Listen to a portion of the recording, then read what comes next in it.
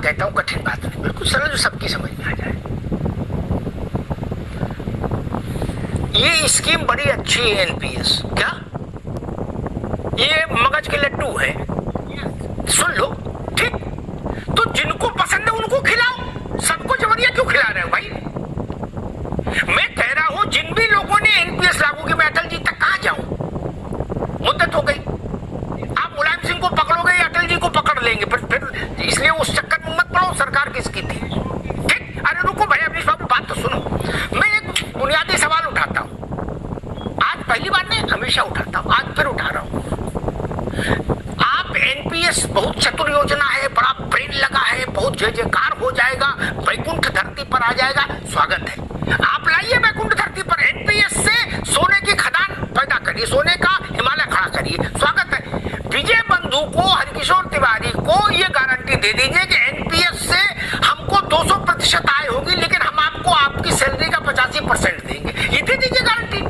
बाकी जो एक्स्ट्रा कमाए आप, वो आप रखो, क्या सरकार रखे, और ज्यादा हो तो उससे सांसदों का भत्ते और बढ़ा दो, कोई दिक्कत नहीं देश में।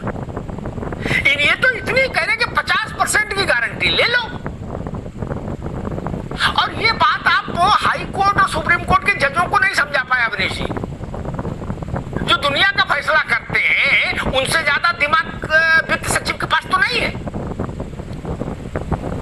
या कार्मिक सचिव के पास है क्या?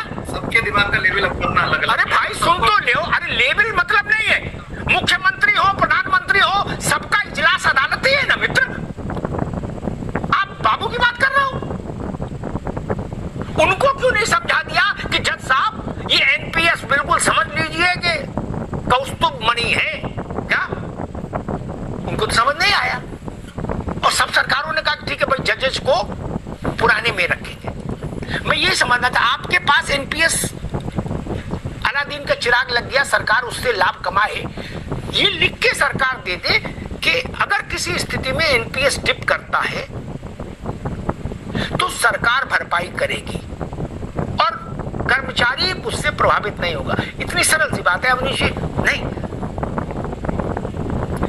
देखिए, कोई योजना शुरू की गई और योजना का इम्प्लीमेंटेशन अगर गलत हो गया तो निश्चित तौर पर इस योजना में खामियां आपको नजर आती हैं। और मुझे ऐसा लगता है कि जब ये इम्प्लीमेंट हुई और उसके बाद जब उसमें इतनी सारी खामियां दिख गई, तो जब तक हम उसको बिल्कुल ठीक करके नहीं दिखा पाएंगे लोगों को, चाहे हमारे कर्मचारी भाई हो, चाहे वो कोई बंधु हो, जब तक हम उसको ठीक करके नहीं दिखा पाएंगे, तब तक वो ऐसे ही अनरेस्ट बना रहेगा। और मैं तो ये कहता हूँ कि जैसे जिन प्रदेशों में कांग्रेस की सरकार बन गई, उन्होंने कहा हमने ओपीएस लागू कर दिया। ओपीएस लागू करने के बाद उनकी स्थिति ये बन रही है, उनकी स्थिति ये बनती हुई नजर आ रही है कि वो वर्तमान का वेतनमान भी नहीं दे पा रहे। 7th पे कमीशन देने के बाद हम आज उत्तर प्रदेश में 8वें पे कमीशन की बात कर रहे हैं कि हाँ, आगे चल के 8वां पे कमीशन आएगा, और पश्चिम बंगाल में भी 5th के पे कमीशन पे ही कर्मचारी काम कर रहा है। तो ऐसे बहुत सारे विषय हैं। मुझे लगता है आपका दर्द भी ठीक है, मेरा दर्द भी यही है कि हमारे विजय जी और सब लोग संतुष्ट रहें, सरकार की नीतियों से संतुष्ट रहें। हरकिशोर जी को ऐसा लगना चाहिए कि सरकार उनके लिए काम कर रही है, और निश्चित तौर पर सरकार कर्मचारियों के भले के लिए काम करती है। ऐसी कोई सरकार नहीं होती जो चाहे कि हमारे अपने लोग उनका भला ना हो पाए। हम लोग भी इन्हीं के साथ हैं, लेकिन निश्चित तौर पर ये जो योजना एक बनी थी, पूरी चर्चा करने के बाद योजना बनी थी, सभी प्रदेशों ने इस योजना को अंगीकृत किया था, और उत्तर प्रदेश को नहीं करना था तो मुलायम सिंह जी की